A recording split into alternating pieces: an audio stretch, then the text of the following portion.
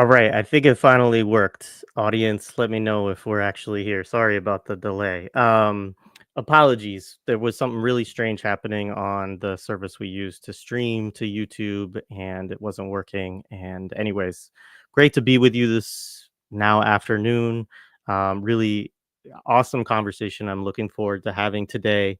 Just to start it off, Russell Shoatz III reached out to me, or reached out to, I think, a group of people about a week or so ago and said, "Hey, we're moving. We're going to do a Curbfest in the Bay Area for the first time this year." And was just kind of letting folks know. And I reached back out and said, "Hey, let's have a conversation. Let's talk about it." And he said, would you be interested in bringing Garrett Felber on to talk about his book on Martin Sostre? And part of me felt bad because I haven't finished editing an audio conversation that I did with Garrett, which I think I'll be able to finish either today or tomorrow. So it should be coming out really on the heels of this, about a continuous struggle, the life of Martin Sostre, and which is a really great book. Really look forward to it. But when he mentioned it, I was like, that's really interesting. We had a great conversation with Russell Shoatz and Hiram Rivera, I guess in the fall at this point, or late, winter. I don't know what time is anymore. With Hiram Rivera and Russell, and we talked about that book and some of Russell's own memories of, his father and everything. And so that was a beautiful conversation. But I hadn't really thought about these two figures in conversation with each other at all before. And I think that there's a lot of interesting things that we can talk about when we put the two of them in conversation. And so we'll do a little bit of that today. We'll also talk a little bit about Curbfest. I think also an organizer named Ty is going to join us at some point just to share some of the logistical stuff. So anyways, I'm just going to welcome our guest to the stage, especially because we're getting a little late now. So not late, but we're behind on schedule. So good to see you both today. Good to see you too. Sure. Yeah. Why don't we just start? Russell, why don't you start us off and, just share your thoughts on, wanting to talk to Garrett, wanting to talk about, kind of Martin Sostre in dialogue with your father, and maybe share a little bit too. I think I had known your father's role in the development of Curbfest, but I had kind of forgotten that a little bit. And so if you could also just remind folks of that too, as kind of an entry point, and then we can, move into talking a little bit of you two talking with each other about, the legacies of Maroon, Shoatz, and Martin Sostre. Yeah. First of all, thank you so much. And like I always say, I love this platform so much. I love the work that you do. I love the folks that you get on, so please keep that up. But yeah, when I, heard about Garrett and his work, I was just like, like, where have we all been, under a rock? Just like, I was just like, what is this? Like who is this person doing this research? And, who is this, freedom fighter, that is unsung, but more importantly, as I, do a deep dive and, read Garrett's stuff, it's like, oh snap, this guy reminds me of my dad a lot. He reminds me of my dad a lot, and like he's obviously like a free thinker, and he's obviously like what I always make fun of my dad in a cool kind of way and be like, he's a pivot changer. Like he can turn on a pivot, or he could be down with this, and then he could be like, yeah, I ain't down with that. I'm over here now. Oh yeah, you over there? Nope, I'm over here actually now.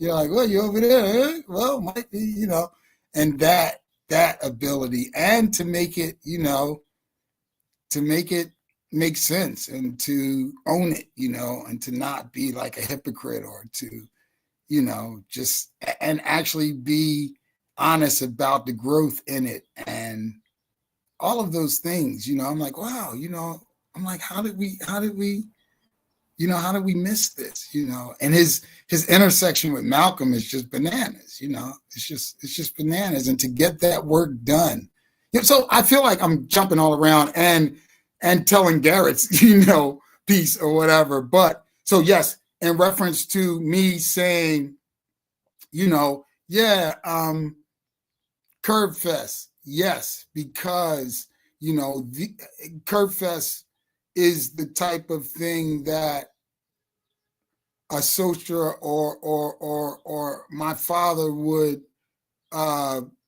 be into in the context of the style of it, you know, the way that it's kind of open source, the way that it is kind of you can do what you can do, you can make it what you can make it. You know, it could be a table and you passing out information about whatever, or it could be a full blown concert, you know, situation with, you know, with classes and, you know, speaking engagements and all of that tied or what have you. And the ability for folks to also cross over into what people look at Marxist and anarchist style of practices and ideologies, but you know, if you don't have any other framework or to put it in, they definitely fit into those. And so Curbfest has that in the context of, in Philly, there's a porch fest where, you know, people set up on their porches, and it's you know, it's in a gentrified community now. Porch Fest is, but the core of it is that you go to your neighbors and you say, hey, it's Porch Fest, we're just gonna have a band out there. It's gonna be during the daytime, it might get a little loud, it's gonna get crowds in front of people's houses, the traffic might get stopped up or whatever, but we're gonna, you know, control it, you know, and people go with it, and it's free music, it's free live bands on porches, so people don't complain too much about free live music bands, good ones, out on a porch on a Sunday just playing music. No big deal, Porch Fest.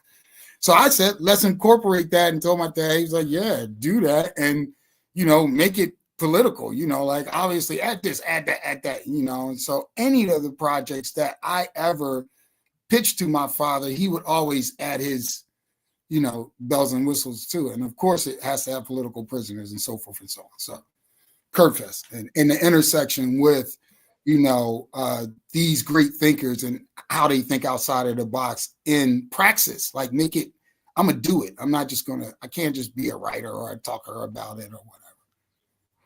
Right on. I'm actually gonna follow up on this and turn it to Garrett a little off script of what I sent you all, which is just to say that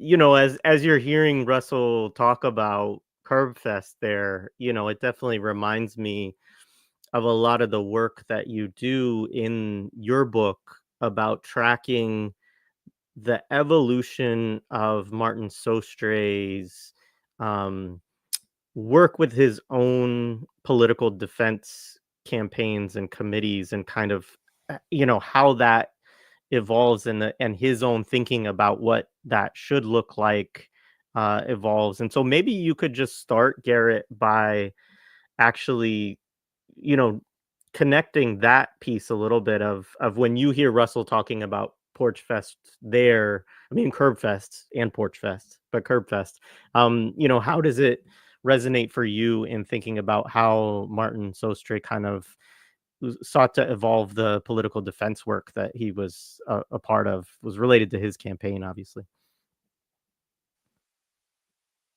All right, well, I'm going to take my discretion to take your question and table it for 1 second and just say, Russell, it's an honor, and I appreciate you prompting this conversation. And I sort of had the same thing that you went through with Martin, but twice, because I had it with Martin when I first learned of him, and then with your father when I first learned of his work. So I sort of went through that process twice of like, wait, who, what? Like, just, you know. So anyway, it's like I shared with you, I came to Maroon's Life and Legacy only 5 years ago and was like, wow, well, you know, just blown away. And then this book blown away a second time. So so yeah, I'm just grateful to be in conversation with you about it. And reading the book, I was just like, yeah, there are so many similarities in terms of especially the thing you pinpointed about the political development, and just like being so open-minded and free thinking when they're introduced to an idea, to do that pivot that you're talking about, of just like integrating it seamlessly. Like, no, we need to be thinking about feminism. We need to be thinking about decentralization. No, we need to be thinking about, the existential threat that climate change poses. It's just like, yeah, deep thinkers. So to your question, Jay, about the committees, it's funny because it actually brought up for me this letter from Martin where he was talking about something that I still don't know what it is, a beer blast. He was like, we got to have a beer blast. And I was like, what is a beer blast? But he was like, in prison, talking about to his committees about just all sorts of like flexible ways that they could raise money for things. So they'd be having bake sales. He was talking about buying land for a political commune. He wanted them to buy a printing press, because each defense committee, he was like, you should have your own newsletter. You got to control your own print media. So these defense committees that, for people who may not know Martin's life or the history of this yet, he had a centralized committee in Buffalo from when he was framed in 1967 up until around 1972, 1973, and he decentralized them. So then he had this kind of like what he was calling a federation of revolutionary bases up in upstate New York and North Country, like really anywhere where he was being held in jail for an upcoming trial or something like that. And he was really encouraging them to kind of branch out and do their own local organizing, and using his case as kind of a agitational point to do that, which was even just reminding me of Maroon's, encouragement in the seminars, right? To be thinking globally and locally at the same time. Martin was the same way, an internationalist through and through, but then encouraging people to be, forming within the committee a subcommittee to think about, conditions at a local women's jail or something like that. And then to be doing all of these creative forms of organizing in the community to show films, and whatever the hell a beer blast is. Still want to know. So if either but yeah, and then when you're talking about that too, I was like, even just thinking about the Mississippi 5, like, wow, we got to be doing more like this. I was just laughing because so was the beer blast? I'm asking Manny this. Is that a Buffalo thing to do a beer blast? Maybe we can find out from the chat actually more about the beer blast. But yeah, let's back up a little bit. Let's just say, like, give you a little bit of a moment, Garrett, to say more maybe about, reading. I mean, first of all, yeah, if people have not read I Am Maroon yet, please do. It's a phenomenal book. And also pick up a copy of Garrett's book on Martin Sostre as well, which is on AK Press. But as you've encountered Maroon, having done all of this work on, Malcolm's legacy, NOI organizing, and then, that kind of taking you into, this book on Martin Sostre. Yeah, what do you see as more of the kind of resonances, political resonances beyond what we've just talked about, or maybe a little bit layer deeper on some of the things that we have touched on already? I mean, I'd be curious for Russell's thoughts on this too. Like the ones that seem like through lines were like the internationalism and commitment to arms struggle. Like that to me was like, oh yeah, both of them are over time, committed to that as a foundational principle. And then it was interesting to kind of think about like how they had some similar political development, but just because of the way that life unfolded for them, it came at different times. Like it wasn't the same linear thing for both of them. But I kind of touched on it. I mean, I think both of them coming to ideas about feminism and Black autonomy or Black anarchism kind of, later in their political development was interesting to me. And yeah, I mean, I think maybe there was some differences in terms of like where political education fit in their journeys, but certainly for the bulk of their political lives, that was another through line of just like seeing revolutionary political education and study as a crucial part of that. If I could just back up a little bit, but I'm going to touch on those things too. But I'm interested to know, because that is so powerful. I think one of the most powerful things about Martin is this decentralizing of his own campaign, and having that actually out front, kind of, sort of, and then organizing that and using that itself as a as a tool, is some multi-tiered level of deep thinking, obviously, but organizing and praxis, not just like, you could do this, you could do all of these things. It could be like this with the beer garden and whatever, right? But, and I think I know what that is. That's just like my dad having weird stuff, like, especially if you're talking about raising money, everything from a cake sale to everything, the beer thing, and everything in between. And we shouldn't be, because we did something with my dad, alcohol tasting or something, and people was like, oh, dad, Muslim, and he wasn't. This is nowhere near the time where he was, they were like, no, and we're not coming to that, and we wouldn't. And my dad was like, yeah, the alcohol thing, you do it, and if people come in to get awareness and they're gonna, support and blah blah, yeah, I'm not the alcoholic dude or whatever. So yes, that, but more importantly, very interesting, Fred Ho piece and all of that, is how my dad organized the exact same thing but different, and it was above ground, but it grew out of a swell of support for him, and then internally people like struggling for power internally within his movement for liberation. There was just so many people doing great things, and then internally people kind of turning and looking at each other, and that style of thing.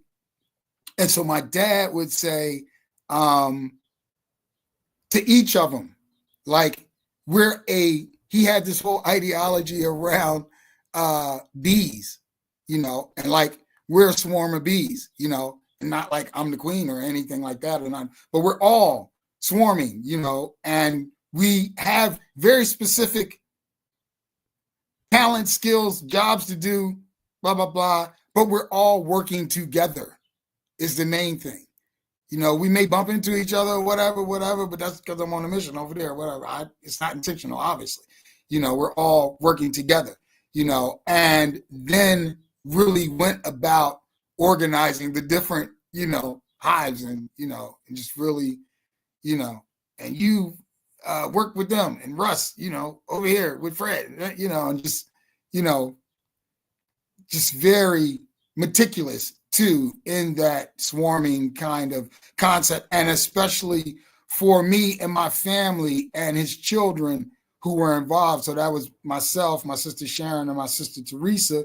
We were like, I guess, this crazy part of that hive that had to be just at the highest level of that mentality of accepting, of organizing, of, having these different tiers and levels of the work, And so that really, when I saw that, I was like, oh, this guy is really good. I was like, this Sostre guy's good. I mean, he's really good, because that's a level of organizing there. And I wondered if any of that, if he dealt with any of that, or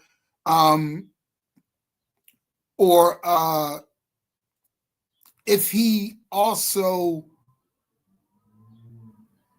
had others who took that, which I heard, and used it outside of the work with him, and grew other projects and things like that, which, same, with my father, and I love that.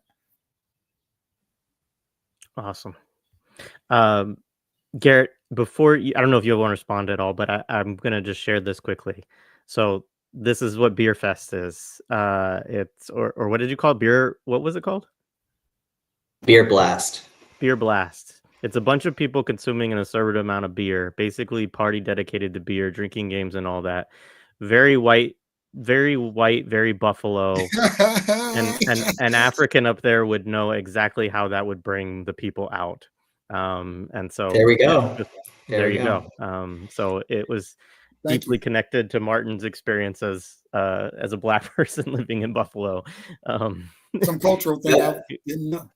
Yeah, but similar actually. Totally right. Yeah, similar, Russell, to what you were saying too about Philly and Porch Fest, and like understanding like what are the things within a city that people culturally kind of, you know, get into and do, and thinking about like, okay, how do we insert political campaigns into this type of activity, which, you know, the masses are already doing. And my understanding around Curbfest is that that was a big part of, you know, the idea around it, right? Was that the struggles around political prisoners were getting, you know, the feeling was they're getting further and further removed from kind of Black working class, you know, consciousness to a certain extent, right? And so, you know, how do we create different containers for these conversations so that they're not just in spaces of people who are already politicized, who are already involved in some kind of radical or revolutionary politics? Is that right, Russell? Yes, and also heavily intersected on the George Floyd rebellions and the ideological push from my father that when we have successfully taken space on the spiritual, political, and ideological battlefield. We've taken space. Then we've given space up that we've taken. And that space a lot of time looks like you're in the streets. It's George Floyd and everything. And you so much in the streets that the cops are telling you, what do you want us to do? You want us to cut the street off for you to go that way? You want us to back up? You don't want to pay for a permit? You don't want to go to City Hall and pay us to because your neighbor's going to call the cops? Oh, the neighbor's not calling the cops anymore? We can't use that excuse anymore to make you pay to be in the street en masse. Oh, so you've gained that ground, my father said. My father said, if you ever return it back, I disown all of you. I disrespect all of you because that's just ground that you were a part of it. You made it happen. You know, you ideologically got these people on their heels. Now, how do you maintain and keep that ground that you literally struggled, warred to get? You know, now how do you maintain it and remember that you actually had it and what it's about politically? You know, it's actually about the reasoning is you have to pay us because that woman is going to call us to come and tell you to shut the music down or whatever it is you're doing. Your neighbor is the reason why we're here, actually.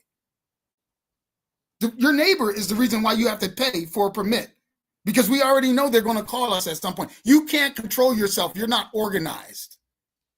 You don't know your neighbor. You don't know the lady who's going to call us. Actually, we do know her.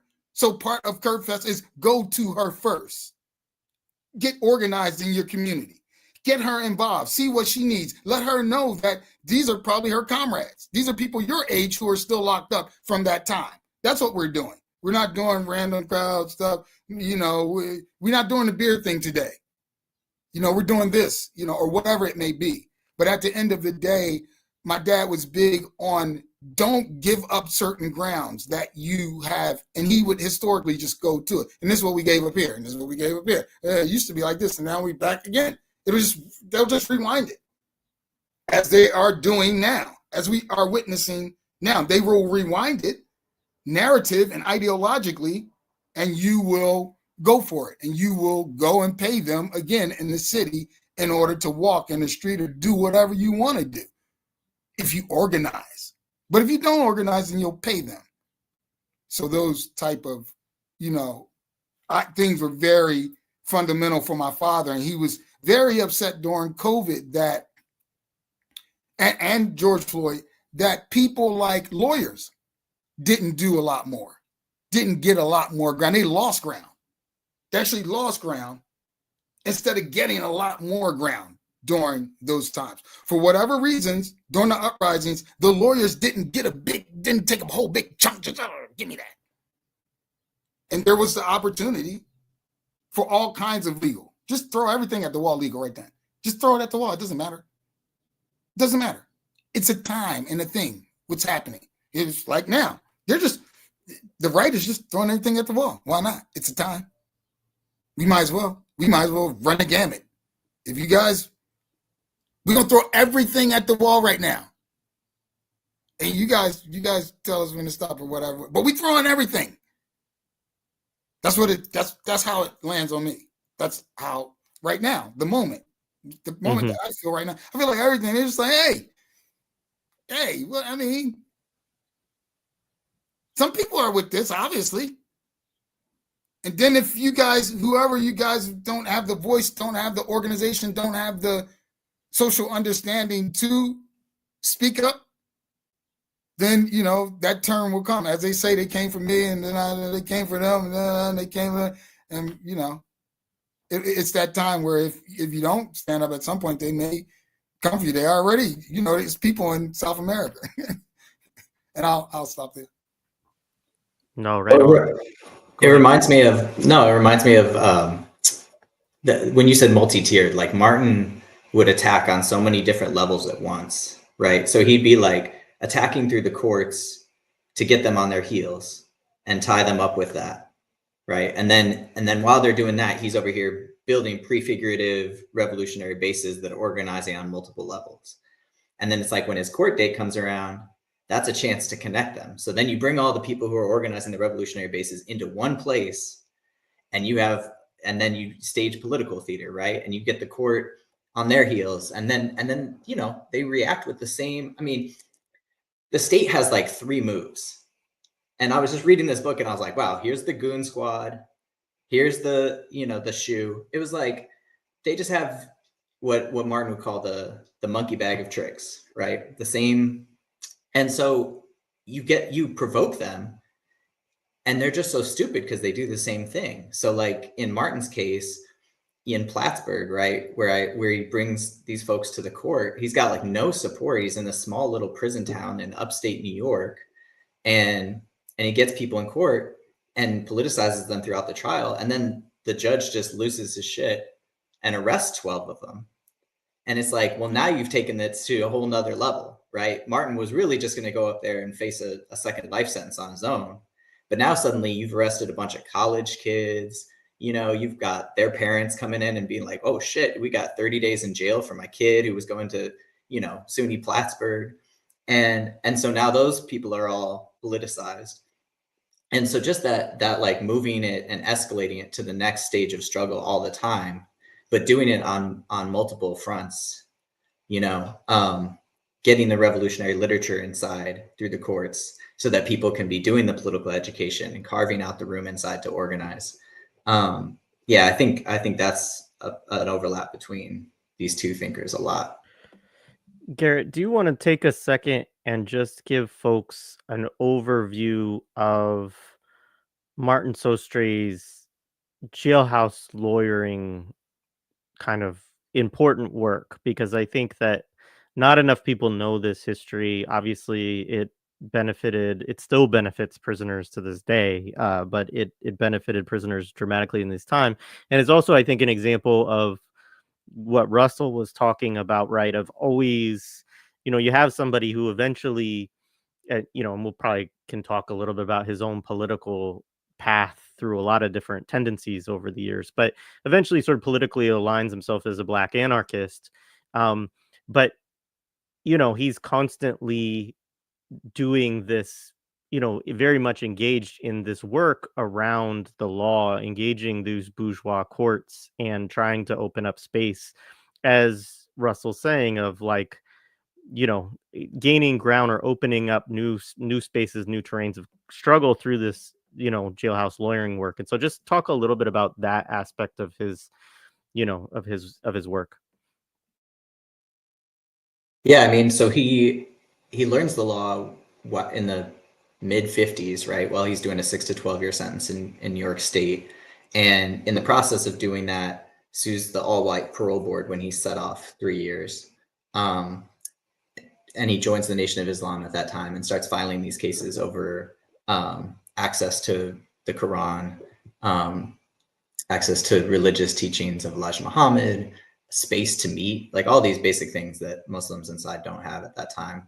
But of course, incarcerated people also don't have any constitutional rights. This is pre-Cooper v. Pate of 1964. And so what they try to do in these first cases, because they're being thrown in solitary confinement, and they're losing, while they're in solitary, they're losing their good time. They try to bring this stuff out in court. And the judges are just like, there's no way, you know, there's not even constitutional rights for incarcerated people. We're definitely not going to have them trying the use of solitary confinement or good time practices.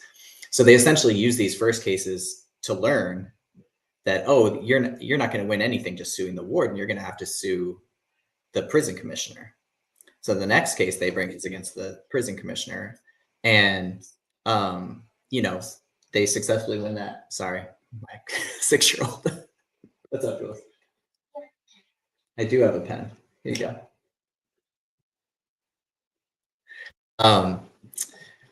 Day in the life. So anyway, you know, they win these cases that are precedent setting in terms of the constitutional rights of incarcerated people and carve out the conversation about solitary and good time. But the stuff that's happening to Martin at that time, I mean, he's in solitary from 1959 to 64 when he gets out, you know, with no right to due process, a hearing, anything like that. So it brings about those, really like lays the foundation for Cooper v. Pate in 64, and then builds on that through the second period, where he takes it a step further, sues Nelson Rockefeller as he's governor of New York. That's the case that goes before Constance Baker Motley in 69. The other one that I mentioned is Sostre v. Otis, which is around due process for censorship. So, you know, even though the prisons still trample all over this stuff, right? Like if we send materials inside, I mean, you know, both of you, I'm sure know this, how often do you get a slip from the prison saying that your stuff has been censored? Or how often does the person who's supposed to receive it even find out? But hypothetically, that due process where the sender and the recipient have a chance to appeal, or some notification where they check a box, that's all foundational to, you know, Martin's cases. Awesome. Yeah, Russell, did you have anything you wanted to add on that, or any other parts maybe of reading the book that stood out to you? No, but I did want to switch gears quickly to a writing that my dad did that Garrett picked out, which I thought was very interesting. And it was on tech. And you remember that, Garrett? You want to talk about it quickly? I just want to hear your thoughts on it. Then I got a whole thing on that. Yeah. Well, so one, I remember it because that was the moment where I was introduced to him, and it was through a mutual comrade inside, Stevie Wilson, and I was putting together this panel with him on the imprisoned Black radical tradition. Right. And so I revisited it in that context. Right. And that's good work too. That's good work. No, I'm so interested in your thoughts on the tech piece because it's such a fraught thing, right? Like, I mean, I see in Mississippi, you know, people got tablets a few years ago. They were pretty late to get that. But it introduces this whole level of censorship now on the tablet that we didn't face with like handwritten letters, where you could kind of rely on like, no one's going to really take the time to read this cursive handwriting or something like that. And it made me think back to another parallel of like, you know, literally cutting out like the censorship in the 60s and 70s that folks were facing was like the warden sitting there with scissors and cellophane tape and cutting out pieces of letter and taping it back together. So I'm interested in your thoughts just because he was really pushing for technological access to incarcerated folks. And I think which is just an interesting like double-edged sword in the way that plays out. Yeah. And so my father and myself worked on some tech projects together for incarcerated folks, specifically MOOCs, which was mutual online courses for inmates, and basically it was a relationship we had, I believe, with Vanderbilt libraries, and they were providing full access to folks inside to just whatever in the library, basically. And we got it past like the prison security, which was a task in itself, but we did.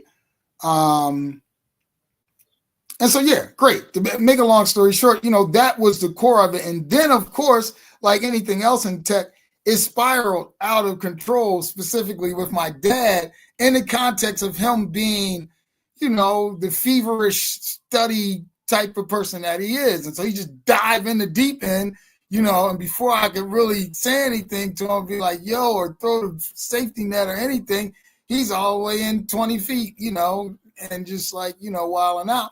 And I'm like, yo, we need to look at this a little bit because it has all of these side effects and byproducts. And he was like, what are you talking about? And I was like, well, tech, is just weird. We shouldn't just introduce it to people in that way. We should kind of have some soft intros, some kind of pre-work, around what, the pros and cons are. And he was like, well, what's the cons? And I was like, well, the main one, and you won't understand it yet. I was like, but the main one is data, and he was like, of course he didn't get it. And I explained it to him thoroughly, of course, but at that time, it was really over his head. And that was a struggle in itself that, there's this concept that's over his head that he's kind of into already. He understands that he could get on a computer and that computer could tie it to this library and he could get everything in the library. That seemed pretty straightforward. And so what data is it? They got all this data. What are you talking about? They got the whole library full of data, and I'm like, no, the data is you and possibly like what you pick, how you picked it, what time you picked it, he's like, why is that? Well, who cares about when I picked it and what time I picked it? And who cares that they want to know that? I want to use it. I would trade all of that off. For me, Russell, my thing, like to be able to get at all of this, you see what the offer is, and I'm like, yeah, I actually do see what the offer is. And so we struggled intensively around it almost until his passing. And one of the bigger ones was that it went into JPay and of course content, and then we're talking ideological stuff. He's getting older and sicker, and so we're having spiritual conversations, and we're having conversations about transition, and we're having conversations about Islamic ancient traditions and ideology. And I'm like, bro, I'm not sharing this data with JPay. I'm sorry. I refuse to give them this. You can keep passing all of your through here. They got it somewhere, believe me. And but at this point, I have to cut you off in JPay, and it was a hurt thing. And I was like, furthermore, don't video message me ever again in your life, because that's cutting off our contact visits that I worked extremely hard to get for you and us and our people and other folks. And y'all don't see it. I know you don't get it. And I know it's easier and it's cute. And you just go right there, and you can see your people. But it is the worst thing since sliced bread, Dad. Stop doing it. But he couldn't. Of course, and I get it. And he still didn't understand the data. And this was after he kind of understood the data. He's like, oh, okay, I get it. That's what they doing. But this is still so unresistible. I said, yeah, I know. It's unresistible. It's almost like, it's almost like a bad drug. It's like some crack or some heroin or something, because it's just, and we ideologically talked about leisure and luxury and, and low-hanging fruit and how the state, and the different ways in which he had, taught me about how these things look, and how COINTELPRO could look, how we could feed into it, all those things. And so that tech piece was really, really tough at the end, And so I say now, and I pitch now for everyone, and because I love this platform, it's one of the few that I'm on, but take a little tech break in your life. It's not the worst thing to put your phone down for 1 minute. I go around tour with my dad book, ask people every tour, hey, who wants to do a quick phone fast with me? People hide their hand. People are so scared to put the phone down for 1 minute. Airplane mode, no. No buzzing, no. I can't hear it, no. I need it. It's a relationship. I need it. If I don't have it, Children in the Congo dying for this. Children in the Congo dying for this. Pan-African community, folks who care about children or whatever, people are dying for this, and they're gonna be dying for copper for the new cars and the new green tech and all of that. People are dying for the minerals and so forth that it takes for us to do this stuff, to be on this, to do this. And I just want to, we could just take breaks. I'm not, no absolutism or anything like that. Take a little fast from your phone. You do it when you sleep anyway, dodo. It's not that deep. You have to sleep. So you fasten off of it then. So don't take it so deep. Take a couple minutes. When you wake up, don't immediately jump on it. As soon as you wake up, don't make this the first thing. As soon as you wake up, don't do this first. Just chill for a minute before you grab this. Before you check the email, before you jump on here, just take a minute. Just take a minute. People and children in Africa need you. Just take a little minute. Don't buy a new one. Buy a used one. Buy a used Tesla at least. You got to have a Tesla, buy a used one. Don't go to get his new one. Okay. Right on, Russell. I'm sure Garrett has some thoughts on that, but as you were talking about that, I mean, I've had so many similar conversations with incarcerated folks around technology, around, JPay or GTL or these different systems, and and also the same issue of just being like, I'm not comfortable having the conversation that you want to have over this platform where the state literally has a transcript of everything that we're writing to each other and could ship it around to any other part of the writing state. it. I'd rather them record me. If we got to do it, record me, right? I texted. They like, this is your transcript. You gave us a transcript. We're going to use this in court. We might not be able to get the recording part. Sometimes the recording's tricky for us to use it in court to lock you up with the court. But then as though you gave us a transcript. But yeah, I mean, and then the point about tablets and and digital visits and things like this, and the ways that the state is using those. But when you have and even also electronic monitoring and ankle bracelets and stuff like that, when you have conversations around these kind of things with incarcerated people, thank you, brother. One, you often get the you're out of touch with what most people on here inside feel, right? We would rather be on an ankle bracelet than in a cage. Like, yeah, I get it. And then I mean, to the point that you're raising too, Russell, though, there, we all have access to all this stuff. We're all totally monitored by these cell phones that we carry around with us, even knowing all of the contradictions that they hold.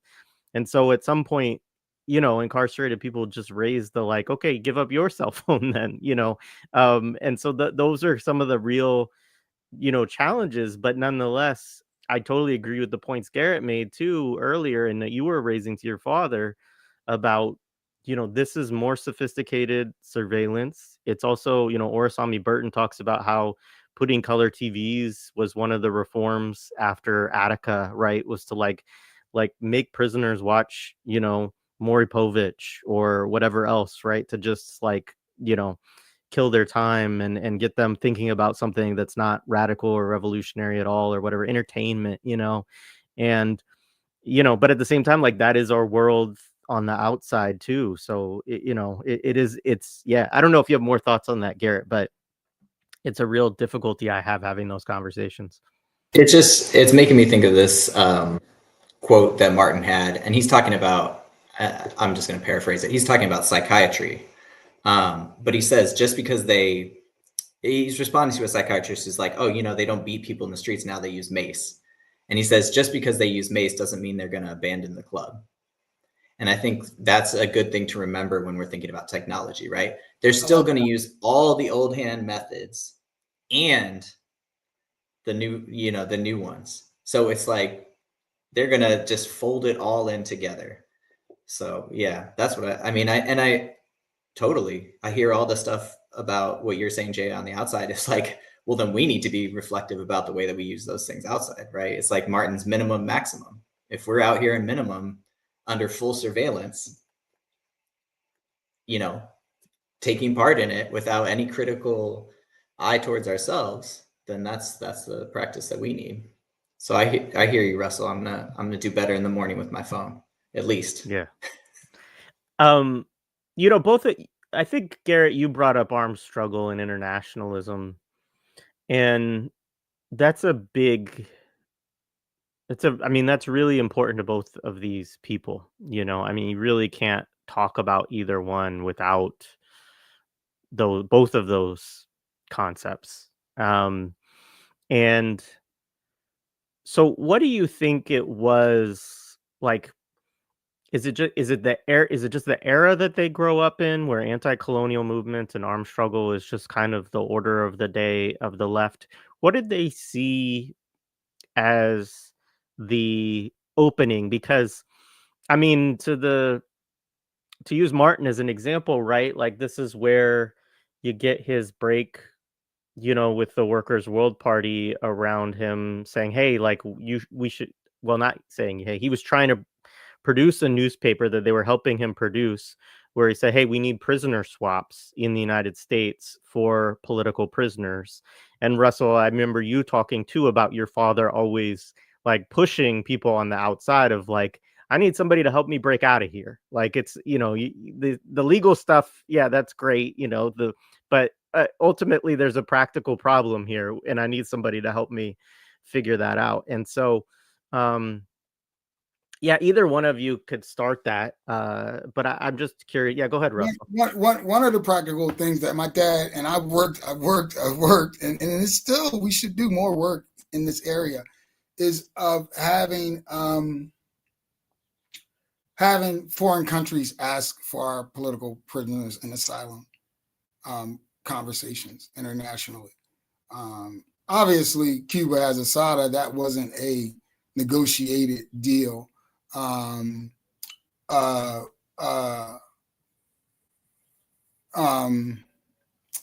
There are people globally, like in Tanzania, and there are some other countries, and especially now with the Sahel, that I think that those conversations wouldn't be like crazy conversations, to say, hey, we'll take your prisoners, we'll take, they're dissident to you, you don't want them, they blah, whatever, we'll take them, and negotiating those conversations. And so I was in the process of that for, 10, 15 years with my dad, him pointing out, contacts internationally, countries, possibilities. But I think that there needs to be just that greater kind of outside the box thought for our comrades, Yeah, I agree. I mean, to me, it feels like an extension of Malcolm's thought in like 64, where he's saying like, let's go to African nations and, charge the US with, violating human rights of African people. So, that extension of thought. But Martin wrote, 3 long essays about political prisoner exchanges. So he definitely that was a huge idea for him. And I do think it's an unexplored area. Russell, we should talk. I want to hear more about that offline, about those conversations. Yeah, no problem. And again, I think that the work that Martin did early on with the nation and his, Albert Woodfox, I have an interview with Albert Woodfox from the Angola 3, where he talks about his work in prison, his anti-rape work in Louisiana, young men coming in and people preying on them, and them setting up a committee to deal with that situation. And that intersects for me, with Martin in that, in these anal inspection, resistance and organizing and just being like, like going in the hole and all of that. And at that point in time, too, it's just, obviously people pick and choose whatever battles, and everything's political or whatever. And so to have, literally thousands of men submitting to this practice every day and it being normalized and you choosing that to be the thing that you want to organize around or whatever. And then obviously the level of vulnerability, the level of conversation that you're going to have about anal privacy, boundaries, probes, whatever it may be, submission, ideology, religion. There's so many intersections. I can only imagine this man. I'm reading this stuff. I'm like, this dude is a attack dog, and he comes this way, that's my dad. He comes this way, and that's going to be hard for the state to fight, but it's also not going to be easy for him to introduce it to other men. He's going to have to do that work. He's going to have to be just respected at a certain level to introduce the conversation, to say that you're supposed to be doing this. This is worthy. Like, what are you doing? Like, this is the Kool-Aid. You're like, here. They be like, bro, like, I don't know. Like, yeah, I got all this other stuff. They beating me. And what about lockdown? Well, I'm going in lockdown. I'm going to go in lockdown for what about in the hole? Well, I'm going to do that for this. That's a tier. That's a multi-tier. Because you're going to. Because they value it so much.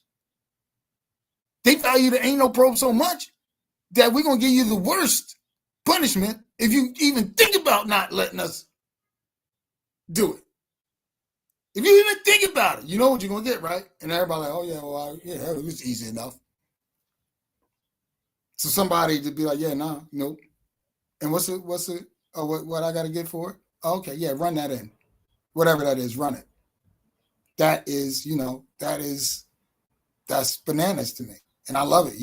That's what it is. And to model that, it's a couple tiers there, because in jail, you know, people ask them questions like, yeah, you gonna go to the hole for it? Yup, I am. Watch. You know, and again, this is not something that is you're gonna be able to, oh, one time they did it. No, this is gonna be every time. This is normalized. This is like some daily John. You want to do this? I don't care what you want, whatever. We can make it up. We make the rules up as we go. Oh, it only supposed to happen when you're in the visiting room. No, we're doing it right now. Everybody, break down. Cell to cell right now. Cough. Shut up. What? Yeah, everybody. Right now. If we decide right now, anal for everybody, somebody stole something. We think it's in all of your anal areas, and we're going to check right now. Whole prison. Lockdown, anal checks right now. What? So that I respect that. That you pick that. That's an organizing tool. Try. Come on, what? That's that's good as it gets to me. That's as good as it gets to me because it's a lot going on there. It's a lot. And so, like I was saying. Albert Woodfox talked about that, and he intersected that, and he was just saying, obviously we was going to the hole, and in New Orleans and in that whole prison, system, it's just a lot of rape culture. It has been. It's documented historically that it's just a huge rape culture. And for you to go up against it, you're going to go up against a good section of the prison culture there. And that section of the prison culture is, for lack of better terms, I would say physically intimidating, have a bully culture, obviously, because they're preying on people. If you're preying on people, you're part of a bully culture. And there's generally some physical thing there, where you're physically trying to intimidate people. Maybe you're bigger, whatever, or stronger you think you are mentally or whatever it may be. So there's some intimidation there that he was going to have to address. Whoever's organizing around that in Louisiana, you're going to have to address that because there's a whole culture here already that does that. And if you want to pick that as an issue, it's not a downhill issue. It's going to be an uphill issue. It's going to be an uphill conversation. You're going to have to, there's some conversion. There's some head tucking in the sand that you're going to have to deal with. There's some people involved you're going to have to deal with. And it's not some easy conversation. But yeah. So for him to, yeah.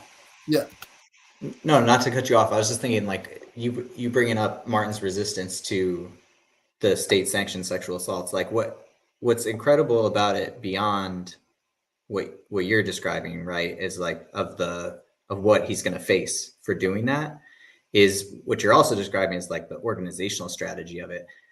And I was just so struck by like, he's trying to organize everyone within the block, right, to go on strike essentially against these sexual assaults, but that then he's able to convince people outside who are not incarcerated that these are sexual assaults, that this is like that to me, and get them to sort of question, like when they're arrested, their own ethics around it and moral obligation to resist it. And to use that, like, to me, that's such a good encapsulation of how Martin's organizing strategy, where he takes a principle, like a personal principle, and then radiates it outward as a political point for people to sort of like deepen their own consciousness and think, about all the ways that we consent to things every day, and just, and what other things people are being coerced to do every day under our name. Like that's what Martin does so well that I just think is like an incredible organizing strategy. And Garrett, you really think that his refusal to do this, as well as his decision to decentralize his his support campaigns, that these are really instrumental in him eventually getting his release? Can you talk a little bit about kind of how you think that trajectory gets from that place to his freedom eventually? Because he could have spent his whole life in prison. Yeah, I mean his parole date went till 2001. right? Which is wild because he's arrested in 67. I mean, obviously it's sort of a counterfactual argument to know what would have happened. But I think the organizing strategy that makes sense to me is that with the distance from the original frame up, there's a certain loss of political momentum, right? So like in 67, there's this outcry, the defense committee opens up. And by 73, you know, there's a new momentum that happens when Arda Williams recants. But with political struggle, you sort of have to have new terrains of struggle for people.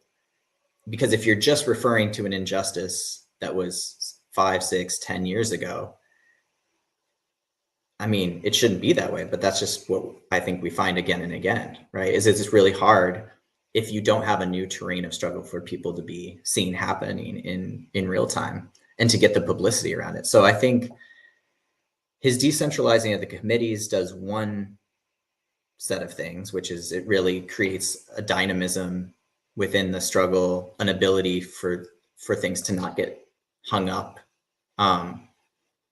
You know, I mean, there's things happening with the central committee where like these other committees are asking for information from the chair there and they're not getting it. And so things are just getting kind of gummed up there. But it just creates all this new energy. And then the resistance, right? And the reaction of the state, like it just brings it to this new terrain where now you see the state is willing to do what, you know, bring an entire goon squad of 12 guards in to beat him nearly to death over his refusal. And so that's like a new ideological ground for people to understand. And it doesn't mean that it's an easy one for people, but to force people to understand that rather than sort of deal with the kind of like innocence trope of the frame up. Like, I think there were a lot of people who sort of just came into it like, oh, this is an innocent man who's been framed. And now you suddenly have to kind of grapple with a higher level of political sophistication of like, well, wait, why is he willing to get beaten and thrown in the hole to not submit to, you know, these so-called rectal examinations or to not shave his beard? So like once you introduce that new level of political thinking and terrain, it's like, well, but why is the state beating him nearly to death for that? You know, I think those are many of the things that kind of catalyze this new period of struggle that gets him out in the end. Yeah. Awesome. I don't know, Russell, if you have more we wanted to get to. I do want to make sure we take a little bit of time to talk about the event you guys are going to in the Bay Area. I also want to give Garrett a little time to talk about Free the Mississippi 5.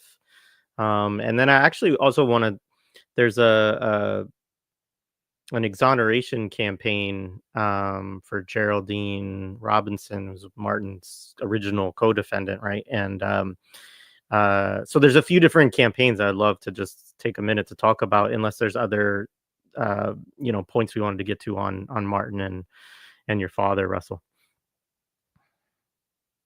No, just okay. Yeah, I'm good. We can move right along. All right, cool. And we can circle back too if more stuff comes up. But Garrett, do you want to just talk about the Mississippi 5? Yeah, sure. So the Mississippi 5 are now 6 women.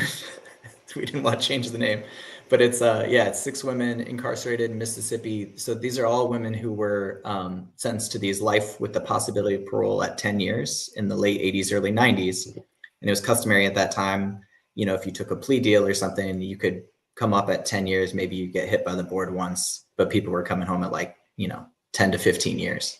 And so now these women have all been incarcerated over 35 years.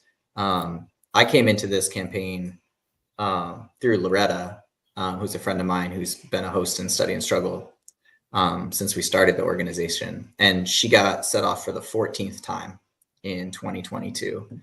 And so that was when I was just like, we got to figure out something to do differently here. And she sort of tipped me off to the fact that there were these other women who were, you know, similarly had been incarcerated with her now almost 4 decades. So the campaign, you know, we've been doing a lot of community events in different cities where we screen a film, Calls from Home, which is about a prison radio call-in show in Appalachia. And then we have a discussion about, there's a theme of parole denials in it. We've made zines about each of the women's life. I did oral history interviews with them and just kind of get a sense of their life outside of the crime of conviction. Because of course, when they go before the board, these are like 3-minute hearings and they're asked, tell us about your crime, you know, nothing about their life before, nothing about the 4 decades in prison after. So yeah, that's the campaign. If folks want to check it out, you can go to Study and Struggle's website, /MS5, to get involved. I added a link in the show description to it. It's towards the bottom of the show description. There's some other links to also to the Curbfest thing. And then also I added one for Geraldine. Could you just say just quickly about that effort for Geraldine? Yeah, I mean, one of the things, so Geraldine Pointer was then Geraldine Robinson. She was framed with Martin. She was, you know, ran one of his bookstores and was dating him at the time. And she wound up doing over 2 years in prison and losing custody of her 5 children, which she had to regain after she came home. So she's now 81 years old, living in Buffalo, and she's, you know, asked that her record be expunged. So that campaign, a lot of cool work happening. If you go to the Martin Sostre Institute website, we've got a petition. But the organizers there in Buffalo have also reclaimed the vacant lot at 1412 Jefferson, where the Afro-Asian bookstore was, planted community gardens, a radical library, a community bulletin board. So there's just a lot of cool grassroots community organizing happening around that campaign. Awesome. I have a couple of comments I can raise in from Erica Keynes and some other folks on Curbfest. But Russell, what do you want to say about Curbfest first, and say a little bit about what y'all are doing in the Bay Area? Okay. First and foremost, I want to say that Curbfest again is a living fest. You know, it is a work in progress. It is a praxis. It is people taking up in their community and working with other orgs, other community members, outreaching, obviously, as I explained before, to their communities, and us doing our best to provide them with information on our political prisoners, and them, if they have the ability to produce their own information, which some Curbfests are doing on our political prisoners, then they do that. But we get out and we do that in Boston, you know, we do that in Baltimore, we do it in Atlanta, and those cities, Philly, you know, a bunch of different cities, a bunch of different people, including Ricky and Tone and Yane and Ty and, you know, folks in Houston, you know, so there is a growing national team and also these local teams that are just doing phenomenal work around our political prisoners and raising awareness around our political prisoners year round. So Curbfest Bay Area is coming up. It's the first one in Cali. And then we're doing San Jose Curbfest, and then we're going to do LA Curbfest. You know, all for our political prisoners, all organized in community, all in praxis, you know, real folks doing the work. Shout out to folks in Atlanta. Shout out to folks in San Jose. Shout out to community movement builders out there, you know. Just a lot of different people involved in Curbfest, you know, doing the work. And so also there is a kind of growing youth movement of folks who are younger and, you know, doing all sorts of things, all kinds of work around our political prisoners. So shout out to them, and whatever we could do to support you, please, you know, my information, rshoatz@gmail. My number's out there too, you know, holla at me. And let's get busy. Let's free our political prisoners. You know, this is dope. The book festival, obviously coming up in the Bay Area Book Festival. That's gonna be dope being there with you, Garrett. Look forward to that. But yes, Curbfest, West Coast. Let's do it. And I appreciate the platform having us on. And we have toolkits, you know. Go to curbfest.com, you know, go to our sites, go to the social media. There's people there to receive you and to give you, you know, all of the tools and apparatus you need to, go to curbfest.com and everything's there. You need to do it. If you want to do it in your city, it's easy. We can help you. Give me a call, give me an email. I'll show you how to do it. It's nothing. There's nothing to support your PPs. We done made it idiot proof. Right on. All right. So somebody asked if there's any public info about the Oakland Curbfest. So yes, it's part of a book festival, right? That you're going to be at. Is that correct? Yes, the Bay Area Book Festival is from the 30th through to the 1st. That's Friday through Sunday. This weekend coming up in the Bay, and me and Garrett will be speaking on Saturday, and the actual Curbfest is on Sunday at the downtown Oakland BART. So if you know Oakland, downtown Oakland BART, it's a courtyard style situation. We'll have a stage out there. We'll be out there 11 a.m. to 1. But the book festival the stage will be going all day, but the Curbfest portion is 11 to 1. So please show up. We're gonna have, you know, representation from obviously political prisoners, artists, you know, some great sister artists going to be there, and you really don't want to miss it. Right on. All right, I'm going to lift up some of these things in the chat. So this is also, so if you're going to the National Black Radical Organizing Conference, which is in Indiana, there's also going to be a Curbfest workshop on Saturday, so folks can learn more about how it all started and how to tap in. Kyle said, learning what brings people out, adding propaganda and political education piece is a wonderful thing. For DC, we had performers, go-go, water ice, food, face painting, everything for kids, and of course the books, literature, and campaign information. So just sharing some of the ways that people are putting it. Yeah, Ori was there, right? Ori showing up for the Curbfest, and that book, Tip of the Spear, you know how I feel about it. Between him and Garrett, you know what I mean? Just keep it coming hot. And so, Garrett, I don't know if you're gonna be around with Curbfest. You know, no strain or nothing, but you know, yeah, I'm gonna make it out for sure. We're there if you can make it out. Say a word, you know, about our prisoners. You know. I can't wait. And then you guys are gonna be on a panel together along with Sharon, right? Your sister, Russell, and the great Claude Marks from Freedom Archives. Claude Marks, right? Yeah, Claude Marks, yes. who we had a conversation with last week.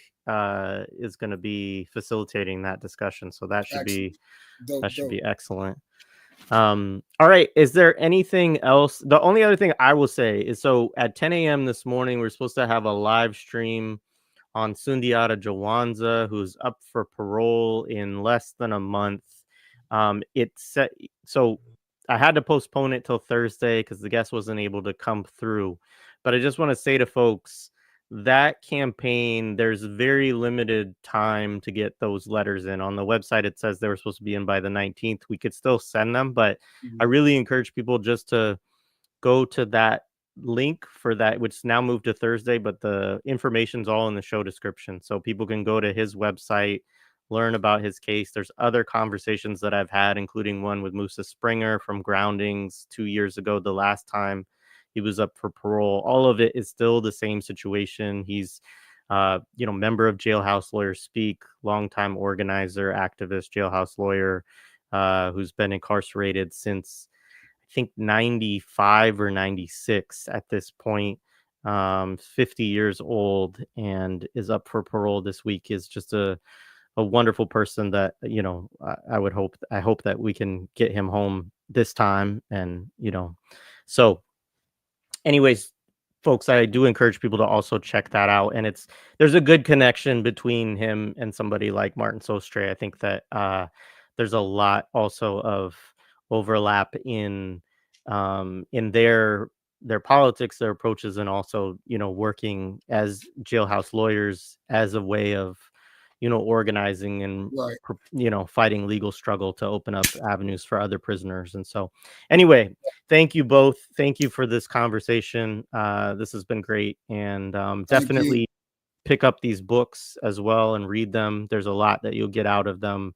No matter what your political, thinking is, there's just so much within both of these books and so many things to learn from their practices and, and the ways they approach different periods and questions and so on. So thank you.